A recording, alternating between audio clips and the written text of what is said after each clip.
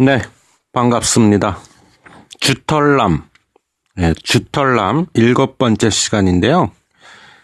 이번 시간에는,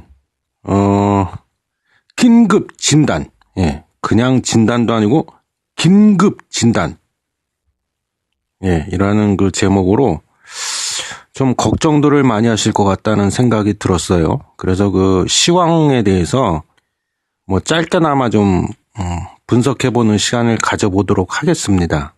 네. 요 며칠 사이에 그 증시에 폭탄이 떨어졌어요. 지난주 초까지만 해도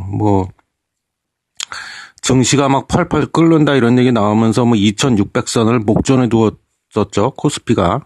근데 6일, 안타깝지만 2453으로 마감을 하면서 이게 완전히 그냥 얼어붙어 버렸어요. 그리고 코스닥도 똑같죠. 858로 마감했는데, 지금 고전을 면치 못하고 있습니다. 요 며칠 사이에 이 폭탄이 떨어지는 바람에. 미국으로 또 가보면, 이거 사실은 근데 미국발이죠. 미국에서 먼저 촉발이 돼갖고 이제 이쪽으로 넘어온 건데, 그 다우 산업지수, 폭락이 나왔어요. 그래서 1월 26일 날 26,616이라는 그 정점을 찍고, 계속 좀 폭락세를 연출하고 있네요. 그리고 S&P 500도 예외 없죠. 마찬가지로 1월 26일 날 2,872포인트로 정점을 찍었어요. 정점을 찍고 또 내리막길에 있습니다, 지금.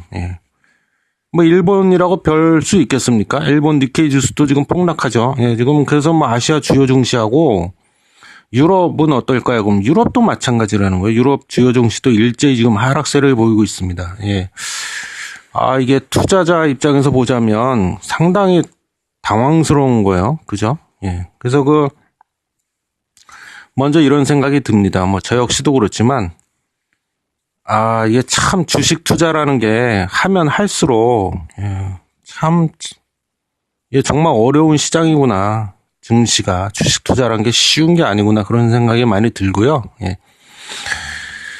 일단 그런데, 그래서 당연한 얘기가 되겠지만, 지금 이렇게 계속 폭락을 하다 보니까, 우리가 공포 지수라고 하지 않습니까? 그 변동성 지수. 그것도 지금 거의 최대치를 기록하고 있어요. 그래서 지금 한마디로 그냥 시장에 아주 그냥 요동을 치고 있다. 그래서 지금 당황스러울 정도로 지금 요동을 치고 있기 때문에, 많이들 어려우실 거예요. 갈피를 못 잡고. 일단 좀 우리가 차근차근 대응을 해봅시다. 그래서 먼저, 폭락을 불러온 원인부터 좀 알아야겠죠. 도대체 왜, 최근 들어서 이렇게 갑자기 폭락이 나오나. 그 원인은요, 그냥 제가 주범이라고 하겠습니다. 폭락의 주범은 인플레이션에 대한 우려 때문이에요. 인플레이션에 대한 우려. 그래서 그 과정은 이렇습니다. 이달 2일에 미국에서 1월달 고용지표가 발표가 됐어요. 근데 그 중에서 주목할 부분이 임금인데요. 그 임금이 전년 대비 약 2.9% 정도 상승한 것으로 이게 나타났습니다. 근데 2.9% 상승, 이게요, 우리가 보기엔 별거 아닌 것 같지만, 따져보면 2009년도 6월달 이후로 이게 최대 상승폭입니다. 최대 많이 상승한 거예요, 지금 이게. 그래서, 그럼 이게 인플레이션하고 도대체 무슨 관련이 있냐. 일단 이렇습니다. 임금 상승은요, 장기적으로 보면 물가를 끌어올리게 되어 있습니다. 물가가 올라간다는, 인플레이션이 물가가 올라가는 거잖아요. 즉, 다시 말하자면 이제 기업 입장에서 보면 임금 상승은, 임금이 올라간다는 것은 인건비 상승을 의미하죠. 그죠? 그리고 인건비가 상승한다는 거는 곧 기업 입장에서는 비용이 올라간다는 거예요. 그만큼 비용이 더 들어간다. 그죠? 그럼 기업 입장에서는 어떻게 해야 돼요? 이 비용 상승한 거를 좀 보존하기 위해서, 비용 상승분을 보존하기 위해서 제품의 판매 가격을 인상하게 될 확률이 매우 높습니다. 어떻게든 보존을 해야 되니까. 그럼 당연히 이것은 곧 물가 상승으로 이어지겠죠. 즉 인플레이션으로 이어질 확률이 매우 높다는 겁니다. 인플레이션. 그래서 여기에 또 설상가상으로요. 최근에 유가가 많이 올랐잖아요. 그 유가 오른 거하고 그다음에 지금 원자재 가격도 많이 오르고 있잖아요. 그래서 이런 것들이 기업의 비용 증가를 계속 유발한다는 거죠. 예. 일단 그렇고요. 배경이 그렇고 이 물가 상승은 좋은 걸까요? 나쁜 걸까요? 그럼 인플레이션이 무조건 나쁜 걸까요? 그건 아니라는 겁니다. 그래서 완만하게 이렇게 물가가 오른다는 거는 꼭 나쁜 것만은 아니에요. 왜냐하면 그것은 이 경기가 침체되는 게 아니라 물가가 올라간다는 거는 경기가 살아나고 있다는 반증이기도 하기 때문에 그렇습니다. 근데 이제 문제는 뭐냐면 속도죠, 속도. 그래서 이 과도하고 그리고 그 물가 상승 폭이 또 지나치게 그 폭이 뭐라고 해야 되지? 폭이 넓어진다고 해야 될까요? 뭐 그런 거. 그리고 더 중요한 건 속도라는 거죠. 급격한, 그죠? 빠른 속도로 물가가 막 상승하는 거. 즉, 과도하고 급격한 물가 상승은 경제에 안 좋다. 예, 안 좋다. 그래서 이 중앙은행이 보통 있잖아요. 우리나라는 한국은행이죠. 그래서 대부분의 국가들이 중앙은행을 갖고 있는데 이 중앙은행이 하는 역할은 뭘까요? 왜 존재하는 걸까요? 몇 가지 역할을 합니다. 중앙은행이 합니다. 예, 근데 그 중에 하나가 이제 물가를 관리하는 거예요. 예, 근데 물가가 이렇게 과도하고 급격하게 만약에 올라가 버리면 중앙은행은 가만히 있으면 안 되죠. 예, 그럼 직무유기가 되겠죠. 그래서 이걸 막으려고 중앙은행 같은 그 통화당국이 이제 뭔가 조치를 해야 된다는 거예요. 조치를 취하게 되는데 가장 대표적인 조치가 바로 기준금리를 올리는 겁니다. 기준금리를. 예, 금리를 올리는 거야. 즉 이자율을. 그래서 근데 이 다 꼬리에 꼬리를 물고 일어난다는 겁니다. 뭐냐면 중앙은행이 이렇게 기준금리를 올리면 연쇄 반응이 일어나는데요. 그 중에 하나가 시장금리가 반응을 보인다. 그래서 기준금리가 올라가면 시장금리도 올라간다. 따라서. 근데 가장 대표적인 시장금리가 채권의 수익률입니다. 채권금리요. 채권금리. 그래서 최근 며칠 사이에 그 미국 10년물, 여기서 10년물이라는 거는 이제 만기가 10년이라는 거예요. 그래서 미국의 10년물 국채 금리가 급등을 했어요. 예, 급등을 했는데 지난 2일을 보면 4년 만에 최고치인 그 금리, 그 수익률 금리가 연 2.84%를 기록했습니다. 예. 이거는 이제 심리적 마지노선이 2.7%를 뛰어넘은 수치죠. 예. 급등을 했어요. 그래서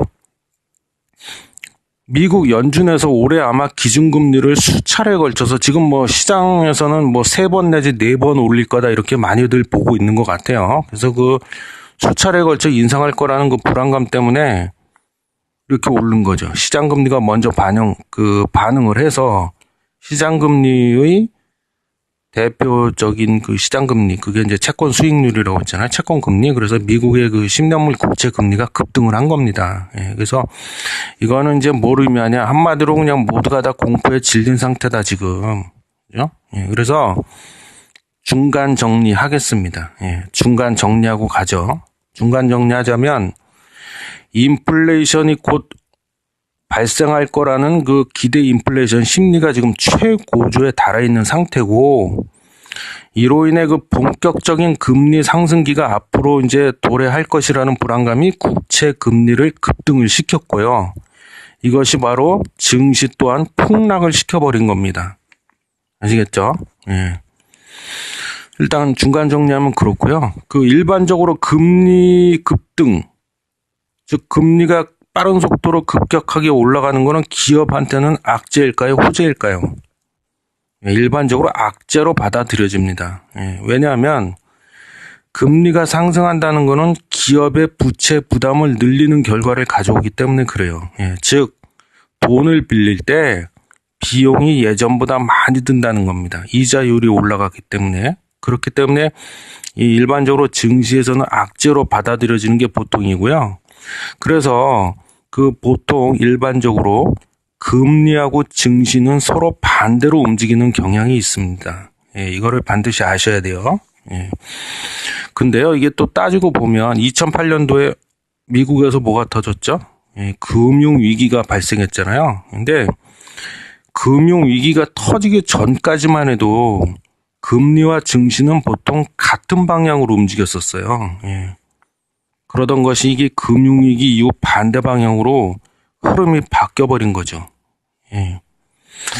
이렇게 되면 무엇보다 가장 큰 타격을 받는 곳은 어딜까요? 신흥국 증시입니다. 신흥국 증시. 예. 왜냐하면요, 돈은 늘 그래 왔습니다. 뭐냐? 금리가 낮은 곳에서 금리가 높은 곳으로 이동을 합니다. 그게 자본의 속성이고요. 그래서 미국에서 기준금리를 계속 올리면 신흥국 증시에서 자금이 한꺼번에 빠져나간다는 거죠. 물론 우리나라도 예외는 아닙니다. 예, 그래서 늘 보면 미국 연준의 통화 정책에 세계 각국이 민감해질 수밖에 없다는 겁니다. 예, 대단한 나라죠, 미국이. 그 달러라는 그 진짜 그 원가 얼마 들지도 않는 그 종이 쪼가리 찍어가지고 지금 뭐 전 세계 자본시장을 지배하고 있으니까요. 예. 미국의 최대 수출품이 뭘까요? 달러입니다. 달러. 이 미국이 계속해서 기준금리를 올리면은 신흥국으로서는 급격한 자본 유출을 막기 위해서 어떻게 해야 돼요? 뭔가를 해야 되잖아요. 조치를 취해야 되잖아요. 가만히 있을 수는 없잖아요. 그래서 할 수 없이 기준금리를 올릴 수밖에 없는 이유가 있어요. 이유도 바로 여기에 있는 것입니다. 예. 근데요, 여기서 잠깐 한 가지 의문이 듭니다. 뭐냐?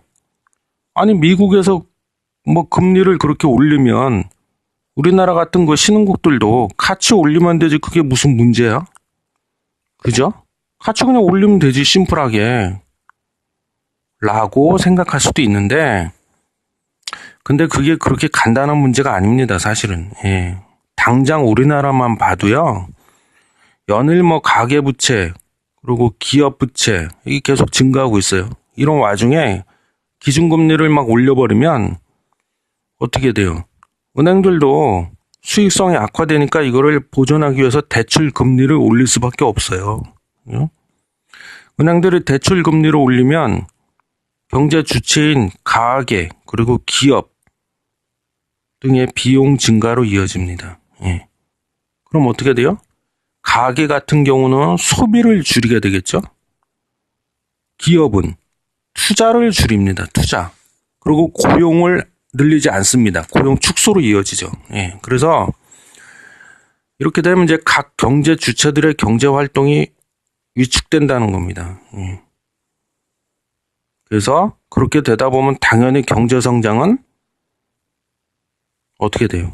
경제 성장률은 떨어질 수밖에 없다는 거죠. 그건 안 좋은 겁니다, 이거는. 그죠? 그리고요, 좀 더 이제 구체적으로 말하자면, 금리 상승은요, 특히나 부채율이 높은 기업들한테는 악재가 아닐 수가 없습니다, 악재. 예. 차입금 많이 갖고 있는데, 그죠? 부채율, 그러니까 자기 자본보다 타인 자본이 훨씬 더 많은데, 그런데, 그리고 부채율이 막 100% 넘고 이런데, 위험하죠. 금리가 올라가 버리면. 예. 반면에, 대출로 먹고 사는 은행, 그죠? 그리고 채권 보유 비중이 높은 보험사, 이런데, 거기는 어떨까요? 예, 호재라고 봐야 됩니다. 예. 근데 이것도 사실은 제가 앞서도 말했지만 금리 인상 자체도 중요하지만 그 인상하는 속도가 매우 중요하다고 그랬잖아요. 근데 금리 인상의 속도가 만약에 매우 빨라진다면 은행도 결코 뭐 호재로만 볼 수는 없다는 거죠. 은행 또한. 예, 그래서 문제는 금리 인상의 속도라는 겁니다. 그래서 사실 이 시장에서도 가장 두려워하는 부분은 인상의 속도라고 봐요. 예, 급격한 인상 이런 거. 그래서 그리고 또 좀 더 말씀드리자면 이 증권사들 있지 않습니까? 증권사들도 금리 인상은 악재입니다. 악재라고 봐야 돼요. 증권사들도. 왜냐하면 대부분의 증권사들이 채권을 많이 갖고 있습니다. 채권을. 그래서 채권의 수익률, 즉 금리하고 채권 가격은요, 서로 반대로 움직이는 경향이 있습니다. 서로 반대로. 즉, 채권 금리가 올라가면은요, 채권의 가치, 즉 채권의 가격은 떨어진다는 거예요. 그래서 증권사들 입장에서는 가만히 앉아서 평가손을 보는 꼴이죠. 예, 가만히 앉아갖고. 근데 여기서 또 두 번째 의문이 들어요. 예, 뭐냐면 아니 앞에서 금리가 상승하면 보험사들한테는 호재로 작용한다고 했는데 보험사나 증권사나 똑같이 채권을 갖고 있는데 왜 증권사들한테는 악재이고 보험사들에게는 호재일까요? 왜 그럴까요? 예, 그 원인은 회계 때문입니다. 회계 때문에. 그래서 보통 그 보험사들은요, 일반적으로 자신들이 그 보유한 채권을 회계 처리할 때요, 좀 어려운데요. 이게 회계 용어라서. 예. 만기 보유 금융 자산으로 그렇게 인식을 시킵니다. 회계상 그렇게 처리를 해요. 계정을 만기 보유 금융 자산으로 인식을 시킨다는 거예요. 다시 말해서 만기가 되기 전에 채권을 매도하지 않고 만기 때까지 계속 갖고 있어. 그래갖고 이자를 받는다는 거예요. 그러니까는 이런 경우는 채권 가격이 상승하든 하락하든 별 의미가 없다는 거예요.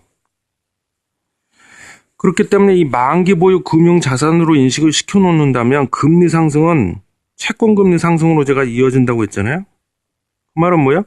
만기 때 받는 이자가 올라간다는 거예요. 그럼 좋은 거죠. 근데 반면에 증권사는 대부분의 증권사들은요. 갖고 있는 채권을 만기 보유 금융 자산으로 인식시키는 게 아니고 매도 가능 금융 자산으로 보통 인식을 시킵니다. 이거는 이 채권을 수시로 그 시가 기준으로 평가를 합니다. 그렇기 때문에 채권 평가액이 중요한데요. 앞서 말했듯이 그 채권 수익률이, 즉 채권 금리가 올라가면 반대로 움직이는 채권의 가격은 떨어지겠죠. 그럼 가만히 앉아서 손실을 보는 거예요. 그래서 이러한 이유 때문에 그 금리 상승은 증권사에게는 악재, 보험사한테는 호재로 작용한다는 겁니다. 그래서 그 전통적으로 그 주가 같은 거 보면은요, 금리 인상을 앞두고 있다. 이제 금리 상승기가 도래하는 경우는 그 은행주들 그리고 보험주들의 주가가 많이 올라가요. 그런 경향이 없지 않아 좀 있습니다. 이런 이유들 때문에. 예. 근데 그 상승 폭이 사실은 좀 예전만은 못해요. 예전에는 몇 년 전만 해도 금리 상승 얘기만 나와도 그냥 보험주들의 그 은행주, 보험주들의 주가 그 상승 폭이 굉장했었거든요. 근데 이게 학습 효과인지는 모르겠습니다만 요즘 들어서는 예전만큼 그렇게 상승 폭이 크지가 않아요. 그렇다는 거 좀 참고하시고요. 일단 지금 그렇습니다. 그래서 지금까지는 제가 이제 왜 최근에 이렇게 미국 다우 산업지수도 그렇고 우리나라 코스피, 코스닥도 그렇고 왜 갑자기 이렇게 요 며칠간 폭락이 나왔는지 그 이유에 대해서 쭉 지금 말씀을 드려봤고요. 근데 너무 제가 이게 좀 불안한 얘기만 해갖고 근데 이게 좀 희망도 없는 건 아닙니다. 뭐냐면 올해 취임했죠. 미국의 그 제롬 파월 연준 의장. 근데 이분 때문인데요. 시장에서는 이분이 비둘기파에 더 가깝다. 그렇게 알려져 있어요. 그래서 아마 매파가 아니기 때문에 급격한 수차례에 걸친 연속해서 급격하게 갑작스럽게 금리를 올리지는 않을 거다. 이렇게 보는 시각이 좀 많이 있습니다. 많이 있고. 또한 트럼펫 아저씨도요. 겉으로는 최근에 그랬죠. 문우신 장관 발언을 진화하기 위해서인지 모르겠습니다만 공식적으로는 나는 강달러를 원한다 이랬는데 제가 보기에 그거는 뻥인 것 같고요.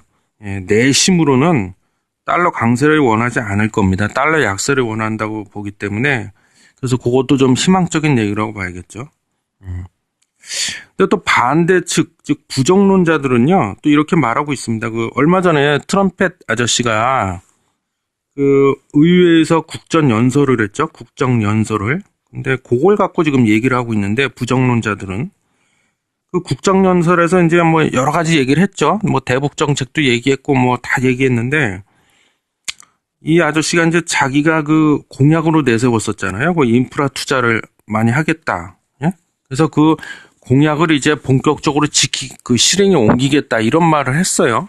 예. 그래서 근데 그러려면 이게 또 원화 우리나라 돈으로 환산해 갖고 약 1200조 정도 되는데요. 그 비용이 즉 1200조라고 하는 재원이 있어야 되는데 이 재원의 대부분을 국채 발행으로 조달할 거다 이런 전망이에요. 예. 근데 이게 만약에요. 근데 진짜 이게 이렇게 된다면 어떻게 되겠어요? 국채가 막 쏟아져 나오겠죠. 그러면 어떻게 돼요? 채권 가격은 더 떨어질 겁니다. 공급이 늘었으니까. 예. 그리고 이렇게 되면 또 뭐가 문제냐? 그럼 채권 가격이 떨어지면 제가 아까 반대로 움직인다고 그랬죠. 뭐가? 채권 금리, 즉 채권 수익률, 그죠? 그 올라가겠죠. 그럼 이게 시장 금리 상승으로 이어질 거라는 우려예요. 이게. 그래서 여기에 또 더해갖고 인프라 투자 확대하면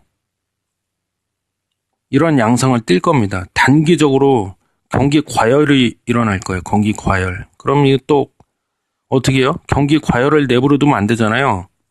그럼 물가 계속 더 올라가니까. 그래서 그러면 이 경기 과열을 진정시키기 위해서 뭔가 미 연준에서 처방을 내릴 거다. 그게 뭐다? 통화정책 중에 하나인 금리를 또 올릴 거다. 네, 이렇게 보고 있는 거죠. 부정적인 사람들의 의견은 이렇고요.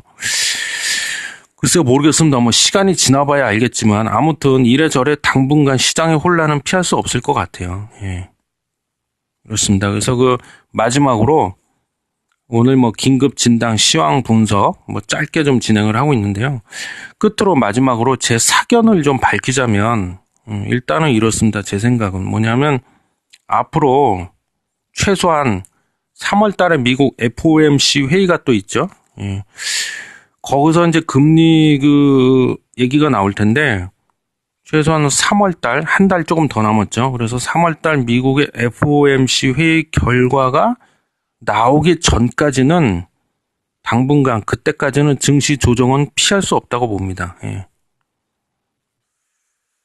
그리고 또 하나 추가하자면요. 뭐 과거 사례를 봐도 그렇고 이번 경우도 마찬가지인데 뭐 100% 꼭 그렇다는 건 아닙니다. 예. 주식 늘 얘기하지만 주식 시장에서 100%란 건 없으니까. 근데 제가 좀 이렇게 좀 조심스럽게 또 전망을 해보자면 약 한 달, 그리고 좀 더 길어지면 두 달, 뭐 예를 들면 뭐 북한 관련해서 뭐 악재가 터진다거나 뭐 미국발 악재가 터진다거나 뭐 이런 돌발 변수가 없다면 그런 변수만 없다면 짧게는 앞으로 한 달, 그죠? FOMC 회의 나올 때까지 그때 한 달 조금 더 되지만 그때 그리고 좀 길어진다면 한 두 달 정도 조정을 거치고 그 기간이 지나면 다시 상승이 오지 않을까 저는 조심스럽게 그렇게 전망을 좀 해봅니다. 예, 그래서 오늘 많이들 걱정들 하실 것 같아서 뭐 긴급 진단 시황 분석 이렇게 해갖고 좀 주털남 7번째 시간을 좀 진행해 봤습니다. 다음 8번째 시간에서 봬요.